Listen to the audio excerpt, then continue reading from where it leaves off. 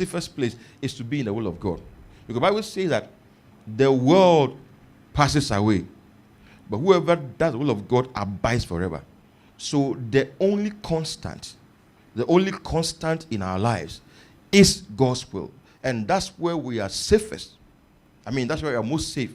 That's the safest place, is in God's will. I remember in 2010, somebody was telling me something. He said that he had a call to go to a certain place. But then when he came to Kumasi, he realized that Kumasi has some of the conveniences of this life and all that. So he decided to stay here for a while. And I told him that the safest place is to be in the will of God. You can be in the Kumasi that has all the modern conveniences, and you will struggle because you are out of the will of God. It's not, God didn't tell you to come here.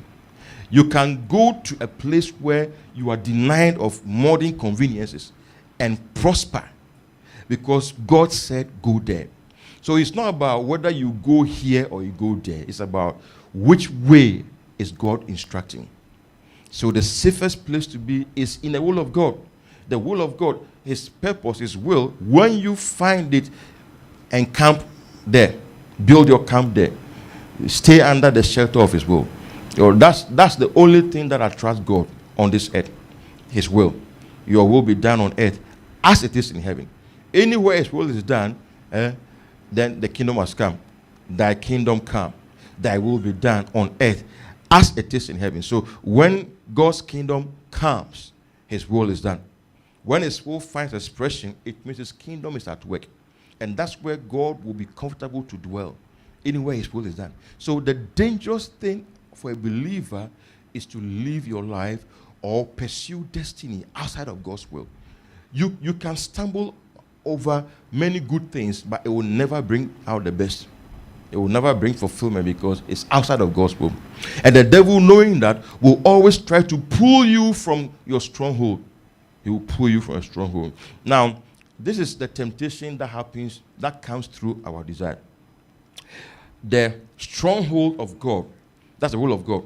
The devil will try to lure you out of the stronghold. The devil cannot break through God's stronghold to locate you. So he will stand outside and will be whistling, trying to entice you. He will stand outside, trying to entice you. And you will be whistling. So when you hear the whistle, you hear the sweetness of the sound that he's making. Then you want to stretch your neck and see what is beyond you, the horizon.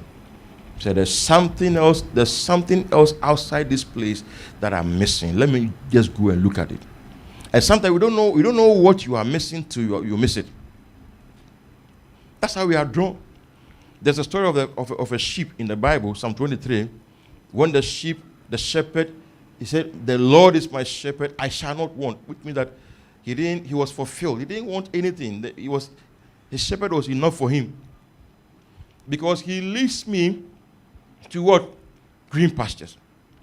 Green pasture. He makes me lie down in green pastures. He leads me beside the still waters. I am refreshed. Then he restores my soul. Your soul is not agitated. Your soul is restored. You have your peace of mind. There are many people who started having battles with their peace because they went out of the will of God. Because you live in anxiety. You live in turmoil. You live in all those places when you leave your stronghold. This sheep, so he said, he leads me in the path of righteousness for his name's sake. This is where the thing got tough. Because the shepherd now brought the sheep on the path of righteousness, alignment. This is where corrections were coming to the sheep. Corrections, path of righteousness. He's trying to trim you. This is where he will trim your movement, restrict you, and try to limit you, constrain you to a particular path of righteousness. Because God wants you to be like him, and he will do everything to help you to be like. But the sheep didn't like it. So when the restrictions started coming, the sheep strayed. See, yea, though I walk through.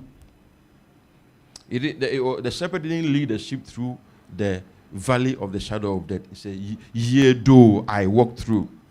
So he strayed at a point.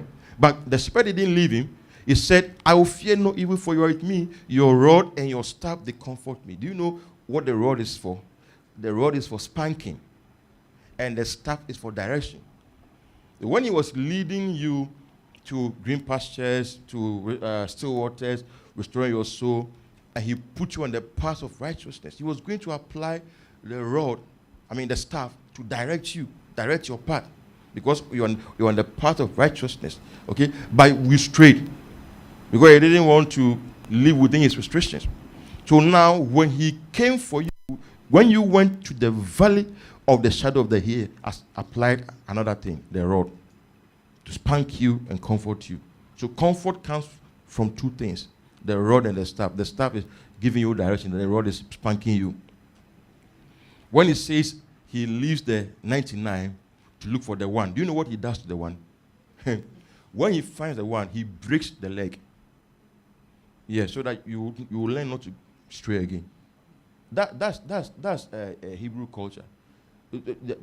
When he finds the one, he will put it on his neck. He will break the leg, so that when you come, you identify the sheep that strayed by limping, and when you are limping, you will not be enticed to stray again. That is what the shepherd did to the sheep.